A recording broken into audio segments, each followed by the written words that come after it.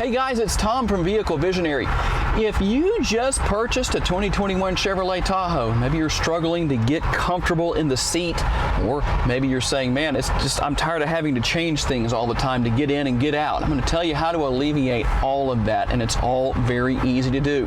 First thing you want to do, make sure you take some time to learn the seat controls, get the seat back set, the seat position as far as height goes, how close you are to the steering wheel, of course, all of that stuff, lumbar support, everything. Also, make sure the steering wheel is where you want it. You've got this power steering wheel, make sure the tilt and the telescopic feature, it's as close to you as you want it to be or as far away, whatever, and set your side view mirrors accordingly as well. Now, of course, you're going to set your seat memory here on the driver's side door, but here's something really cool. One of two really great features I'm going to share with you. The first thing you're going to do is go to Settings and then go over to the Vehicle tab and Seating Position.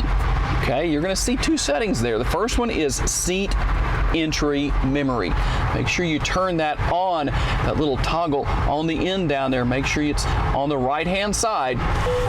And what you're going to do is, when everything is set, you're going to set that setting right there. And so what will happen, make sure you have the same remote every single time you get into the vehicle, because that's what it's ultimately recognizing is the remote. When you get into the vehicle, then everything is going to go back to where you had it. That's the beauty of seat entry memory. Now, what if you want to change all the settings to get back out of the vehicle? Maybe you lower the seat, you bring the steering wheel up, all that kind of stuff.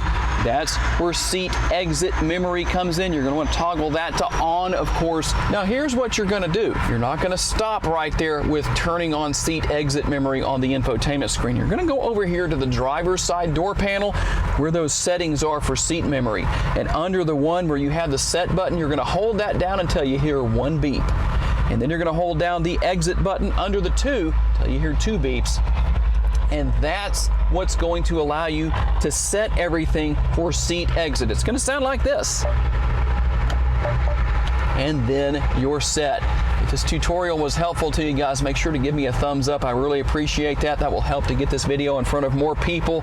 Tell me down in the comments if this was a helpful tutorial for you. Got to say thanks to my friends here at Red River Chevrolet for making it possible. And thank you all for taking the time to watch. I'll see you next time. Bye-bye.